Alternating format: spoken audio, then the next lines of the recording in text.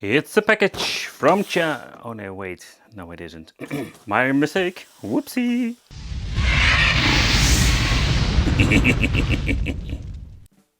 So when it comes for emulation and options, there are so many out there. But today I wanted to take a close look at the new Ogami. That is one of those options out there that can be really interesting.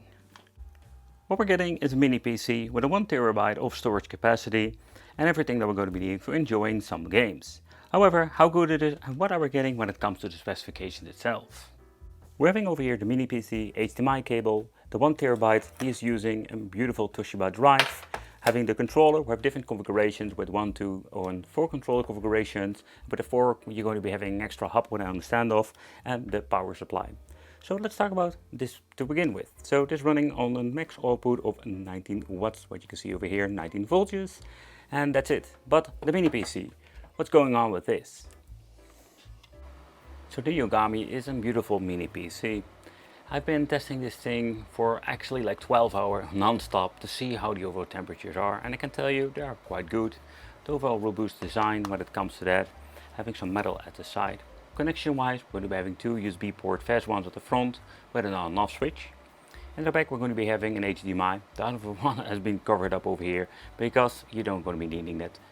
Input for the power supply, RG45, and we're going to be having two USBs. Again, we're going to be having USB-C and the HDMI that we're going to be using today.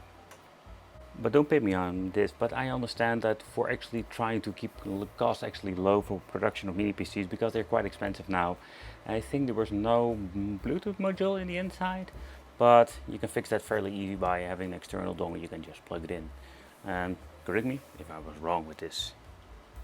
So not every mini PC has the option to put in a hard drive, a 2.5-inch SATA or SSD. So in this case we're going to be having a Toshiba 1 TB that we're going to be connecting over here to the top port. And the reason why, because the manual says so.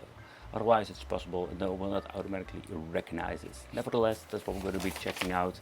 Everything is great, actually explained and super easy to use. But how about the controller? Let's talk about this too. It's an interesting form factor. I have seen them before, and I want to say complain, but we talked about it.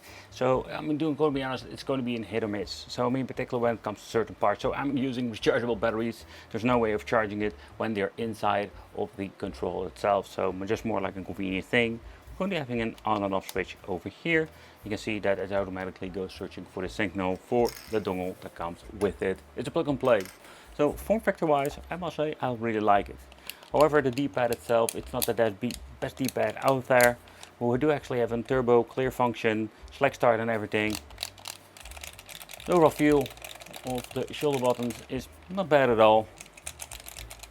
But you know, when it comes to the controller, I'm just going to be honest, like this is fine for as it is, but I would personally just buy myself an A-Beta or another brand and just use that, because that's going to be giving you the next level of the overall retro emulation experience. But I just want to be clear, like this is what you're getting, but you can buy 4 of them and they will be configured for you. But let's plug this thing inside of the mini PC and let's boot it up and let's take a close look what are we getting today. So let's clean up the screen itself, has been a little bit dusty. So, and I want to take you with the first boot to see what happens and how does it all works. Because with Bottlezero, it's going to be super easy. So what you will see is that this thing will automatically boot up into just a normal PC, because this is what it is. So I wanted to show you, if you actually see this means the hard drive didn't boot up. So I did actually power it on after the first time I connected it. So let's give this thing a reboot and a second chance to boot up. I'm actually shutting down the lights in the studio, so everything is going to be more clear when I'm recording from the screen itself. Okay. And now you can actually, at the left top corner, it says Bottlezero booting up. And again, it happens when you're going to be completely unplugging everything, nothing of a problem. So here we go with Bottlezero. So in Bottlezero, we're going to be having the option to actually just have this for free. You can just download, create stuff like this. I want to be clear about that. But one thing is for sure, if you're going to be setting and tinkering, it takes insane amount of time. And that is with the Ogami. Everything has been set, everything has been made perfectly. So that's going to be one of the, I think, the big positive sides about getting something of a plug and play situation like this. depending of the 1 terabyte, and also it will take up a little bit of time to actually boot up. Here we go, the Ogami. So this is the loading part, where it's going to be loading up every single category. And with the Neo Ogami, that is one of the things, there are an insanely amount of, let's say, different systems that we can play. So let's do a little bit of an overview, and let's see what's going on over here. Before we're going to be doing a quick overview of everything, so the controllers, plug and play, when you plug it in, everything has been configured already for you, super easy. So let's go into system settings and go to information, because we're going to be doing an overview of the specifications. I already mentioned before that this thing has been running for like 12 hours, like an insane amount of time. And one of the things I love about this mini PC, it doesn't get really hot at all. So you can see here 42 Celsius, like boot up, and it was not even with my version coming above the 50 Celsius. And it was even a very hot day. So in overall that's great. So we're having the AMD Ryzen 5 5600H. And you know, the reason why I actually chosen for this is because if you're going to be getting a higher AMD Ryzen or Intel, it's going to be another level when it comes to mini PC prices.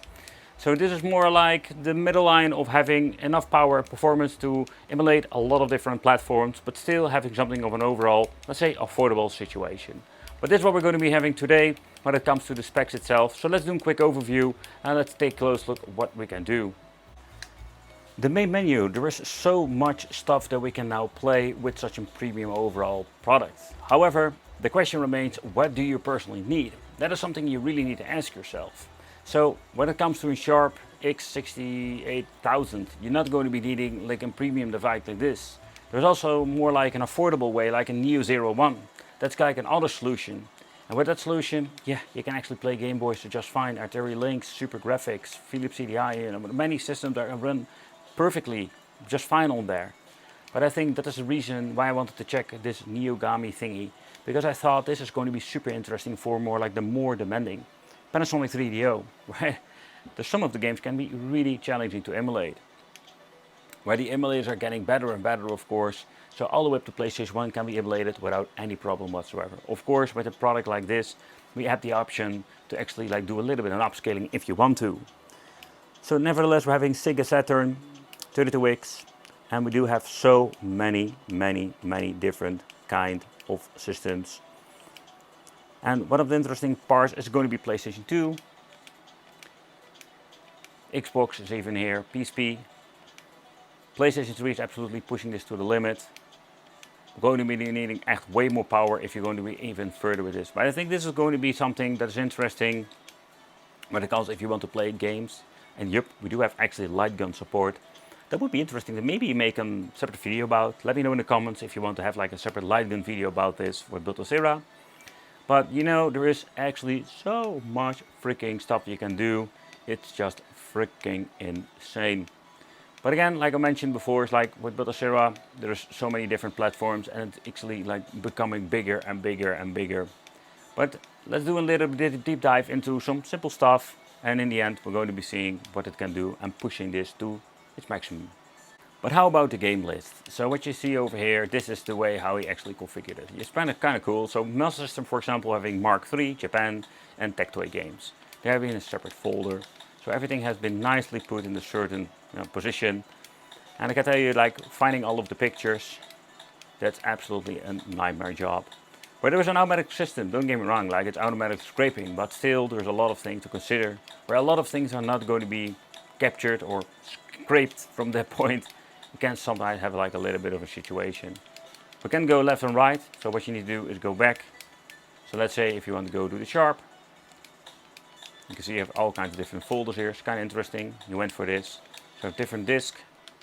So this is actually how it is when it comes to all kinds of things. So having hacks and others, that's kind of cool. So in here we're going to be having hack games. I love it when you're going to be putting stuff like this in there, because you can just find these unique ones. We don't have any logos, but that is of course forgivable, because they're like not really official games, so you need to make yourself those labels. So that's actually what's going on when it comes to the menu itself. Starting off with some Neo Geo and Metal Slug 5. So this is one of those other really cool games. So let's great test. I must say that I'm just playing with the D-pad now, where I'm not like the biggest fan of this D-pad itself. it seems to be working just fine. And I mean, the feeling of the D-pad, I'm more like this guy that loves the floating D-pad construction of the Sega Genesis. So moving on to the joystick, and yeah, it works fine. But again, you can play these games on the simple Neo 01 without any problem, so you don't really need a box like this for that. Going back to the menu is very simple, pressing select and start. Or you can ask yourself, hey, I want to get into the in-game menu. You also have that option too. And we can go back fairly easy like that. It's cool to show you here. You can see having Fatal Fury. So I show down and we're going to have like different kind of collections. I love that he did that. So what is interesting that we do have like a widescreen craziness. So that is something he should absolutely like do a little bit of an update about for the people who do want to have like a 4:3 ratio. So that's one thing. But beside that, I must say that this runs really well, like the previous game. New Geo is not a problem at all. But you can also change it out if you want to by holding the A button. In here we're going to be having advanced game options. And in here we have like different, like you can change the emulator if you want to. And again, like only go into this if you really need to. For example, aspect ratio, you can go into 4:3 and force the emulator into the 4:2 emulator. You can actually go into the emulator settings and do that yourself. So it's not something you need to wait for an update or so, but you can do it yourself if you find it a little bit of a bummer if you have like 16:9 and you want to have the original aspect ratio. I still want to showcase some of the games like Super NES. And of course this runs nowadays on some simple game boxes as well. I'm really surprised how well the D-pad actually works. I think this is more like a matter of like I need to get used to it.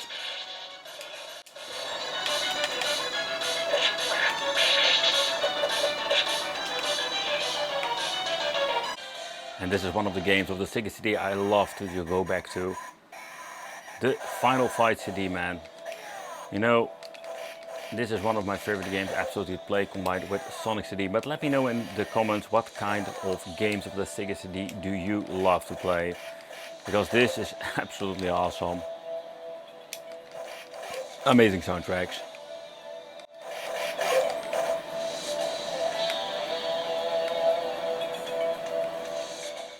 I just wanted to enable the frames per second. Let's hold ourselves the button of A, advanced game option. So let's see what he actually did when it comes to the overall aspect ratio. So let's go to 4:3 if you want to. What I think more interesting is the game rendering and shaders. You can even mess with this if you want to. I've set to auto. But this rendering resolution, why? Because you can put it on 640 by 480. And let's see how return fire works. So with Panasonic 3DO, we force it into the 4:3 aspect ratio. Controls are working perfectly. We can use the D-pad and the analog stick. Another thing is like it runs on the full speed, and that is absolutely amazing. And you notice like if you didn't skip in the video and you have been naughty, you notice that I even did a little bit of an upscaling with this system. And with those cheaper Android boxes, this game runs really bad most of the time, or not running full speed. And this runs on this mini PC perfectly without any problem. And this is one of those examples. If you want to have a little bit more power, you do pay actually a premium system price, but you do get something much more better performance. The Atari Jaguar is one of those other systems that always like has a little bit of a problem with animation on the budget boxes, but with this mini PC, no problem at all. Let's blast this freaking alien back to hell. Come get some. Yeah. But when it comes to PlayStation 1, this is a great example. What do we mean? So when it comes to the 01 and this particular mini PC, both will run this just fine. However, when it comes to, let's say, this particular device, we can do upscaling. I don't know if he implemented it. Some just leave it as it is and play an original resolution. But you can actually mess if you want to. For example, putting it on DiskStation. And let's say random resolution. And let's go with, let's say, for fun, 1080p. That's it. And let's boot it up.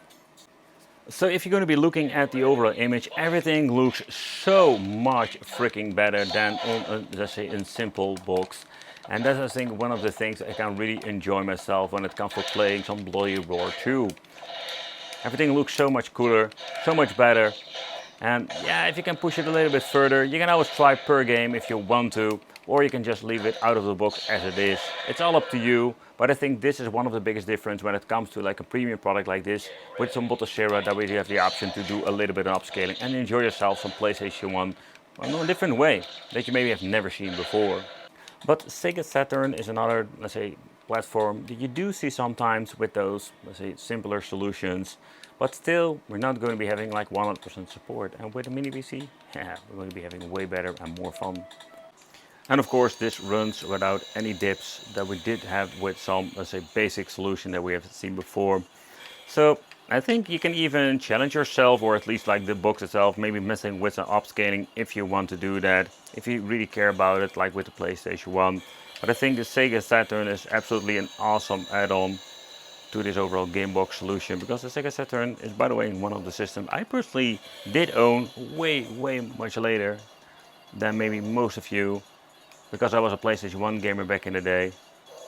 But it's absolutely fun to revisit many old school retro titles this way. Oh man, N64, you know, a lot of people ask me about this, and with mini PC we're going to be getting so much better performance. So you know what's even funnier is it's going to be, even here we can do some upscaling if you want to. If you're going to be choosing the right emulator, parallel N64 and everything. I personally don't know if it's going to be the best one, but you know, even game rendering, you can go messing with this if you want to.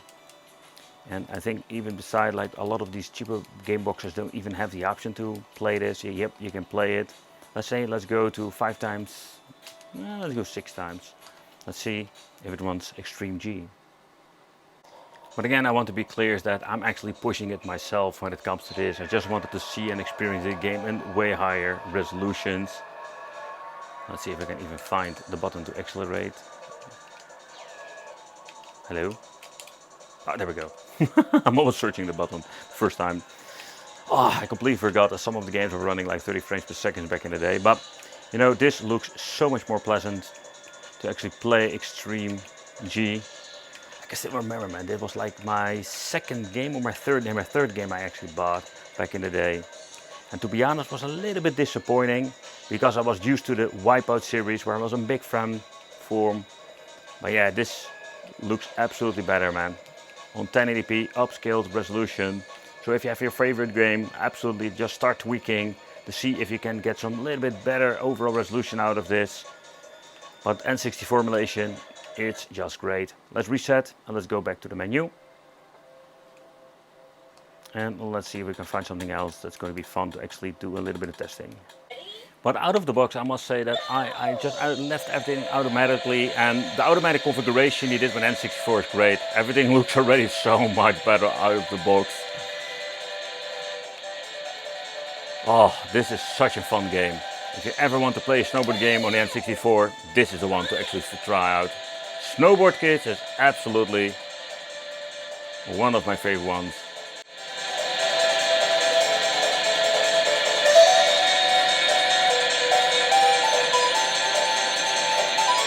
So Mame is another system that is super interesting. So let's deep dive into this. So we do have like a gazillion different ways to actually play Mame nowadays. But what is getting interesting is Killer Instinct, because that is one of those that are very difficult to emulate on those cheaper things that we have reviewed in gazillion different times.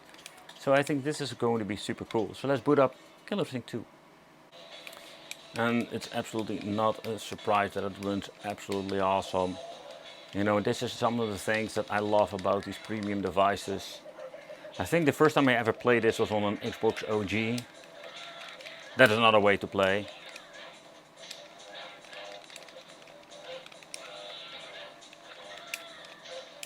At this point I'm just bashing buttons, right?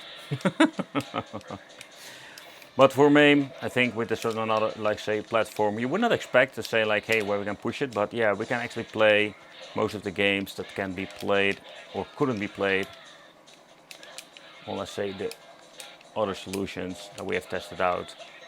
But again, you do need to have like a lot of big love for Killer Instinct like I do. So moving on to another system with the Sega Dreamcast.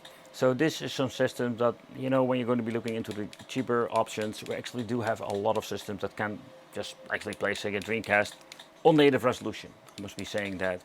So with this we can just push it like with PlayStation 1, and of course we're going to be having overall so much better performance. So yeah, this is absolutely Sega Dreamcast, a great system. Let's go with some Hydro Thunder, and out of the box this seems to be looking just native resolution. That's quite a little bit of a bummer, because I think this thing can handle so much more. Okay, let's put it, let's accelerate, it will be handy. But yeah, Sega Dreamcast emulation is not going to be an issue for this thing.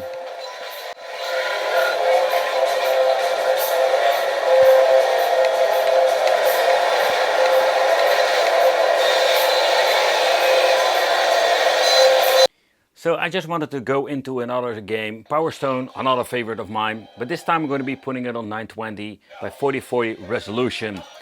And I can tell you, you know, upscaling these games helps so much, because if you're going to be using this system on, let's say, a massive television, the games are looking so much better. But again, if you don't really care about it, you can just leave it as it is, and you can just play the games in original resolution. That's just fine. Both D-pad and the analog stick are configured. Oh, that was quick. Wasn't this like the ultimate move? Here we go! Whoa! Man, this game is so cool.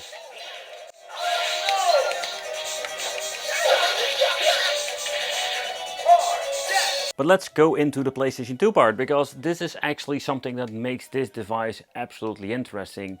So yeah, because this is the system that can be having a great overall, and say, fun emulation way to play.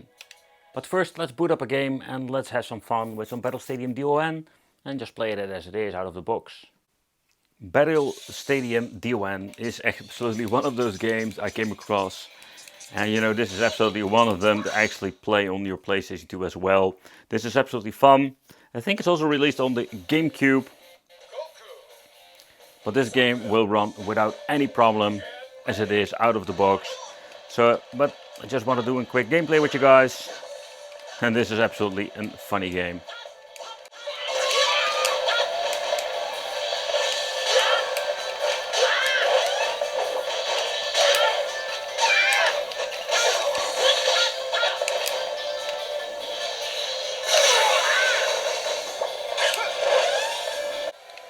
The next up, some Burnout on the PlayStation, or actually Burnout 3 on the PlayStation 2.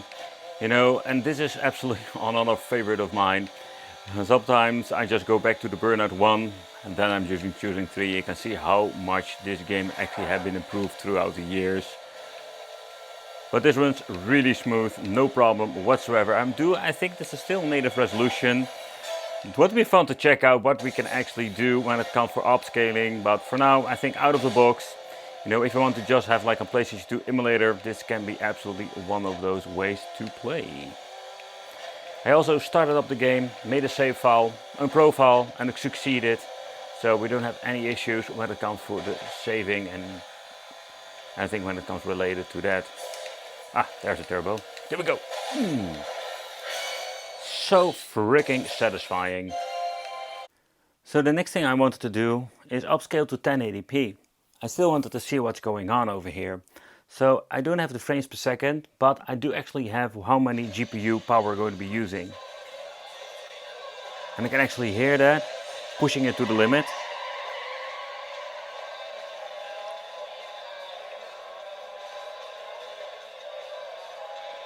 And I can see that I get hitting 90% of the GPU.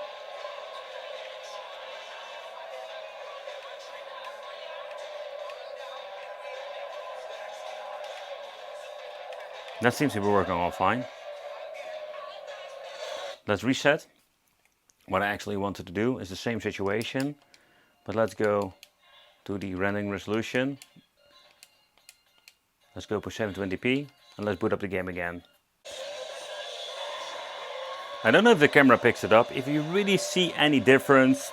So the overall now having like 720p resolution. Now we're only having 60% being used of the overall, let's say, GPU itself. But yeah, I think you can actually say that we can do some 720p upscaling. 1080p would even be possible with two-dimensional games.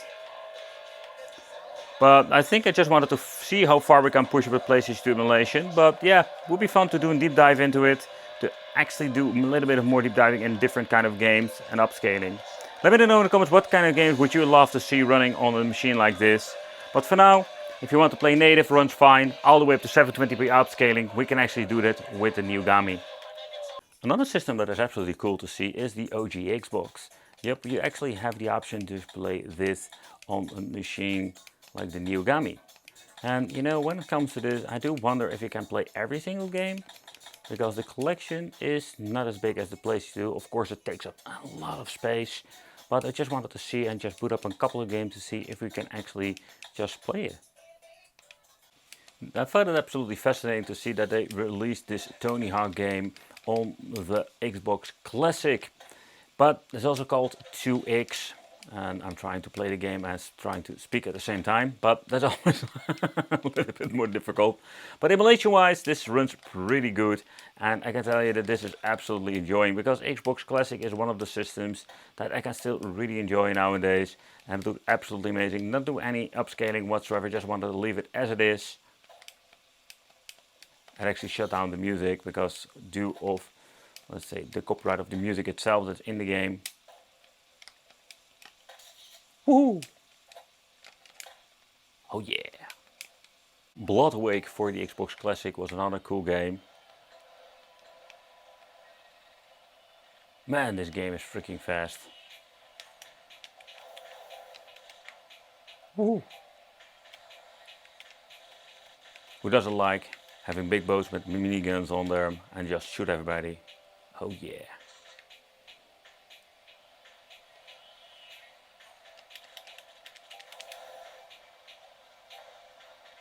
So PlayStation Portable is another system, but we do have many options now to actually play. However, I think it is quite important that I do a little bit of an upscaling here, because let's be honest, these games were actually tended to play on a smaller screen. But again, we can also just play it, of course, on, let's say, normal resolution if you want to. For example, going into the advanced game option again, let's say I'm going to be choosing PPSSPP, and in here we're going to be messing with the, let's say, overall setting to do a little bit of an upscale if you want to. Like the rendering resolution, if I'm saying it correctly. We can set it to auto, we can set it to default, and you know, you can mess around with it if you want to. But let's see what's going on if you're going to be just booting it up. Loading times are super fast on this thing, but let's get into the game. And take consider this was a very difficult game to actually emulate. But throughout the many years, many things have been improved, emulation wise, or emulator wise. Man, I love these rally games, they're so much fun. And again, like, you can do a little bit of upscaling, even like a little bit, to just make it a little bit smoother when it comes to the overall image. I'm just playing this on a 24-inch screen, but you know, think about if you're having like a 55 or something like that. But emulation with PlayStation Portable on the Ogami is not going to be a problem whatsoever.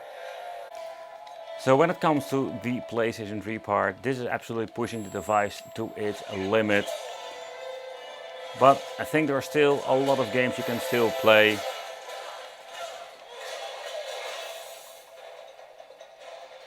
I've been playing this part of the Castlevania game way too many times.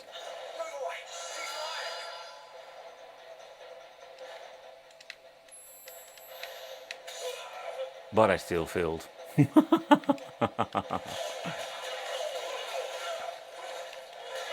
But I just wanted to give you a little bit of a showcase. But again, I want to go deep dive into, let's say, the more demanding parts. And yeah, we can maybe do like an insane in-depth of every single kind of platform that's in here. But let's be honest, if you look at it, there is so much stuff that is on here. Like, for example, Atari 2600 or 2600. You don't actually really need, like, say, a more premium device like this. But again, like, it's a really cool add-on if you like modern, but also if you like the old school stuff. But that's it, like, that's the overview of the systems when it comes to, let's say, emulation performance. And I can tell you that I'm I think they did a great job when it comes to the overall performance itself. But if you want to do some maintenance, like getting all of the dust out of the PC itself, you can remove the plastic cover over here. So I'll give you a little bit of look in the inside. So first of all, you do have like some upgradabilities when it comes to, let's say, I think this is for the NVMe if I'm saying it correctly. RAM module is hot but not too hot. So he actually made the decision to actually use one. But it's interesting to see that we have one module, but still having such a great overall performance. But I do wonder if you're going to be having two of them in here, how much farther we can push it. But if you're going to be looking at the construction itself and maintenance wise, it's easy to actually take apart. So that's one thing, and a very positive thing too. So the Ogami is one of those more premium ways to play. If you just want to have like support for a different system that we don't have with, let's say, those cheap things that we've reviewed here on the channel. So nevertheless, let me know in the comments what do you think about something like this. Thank you all for watching, let me know in the comments, and it will be great to see you in the next video.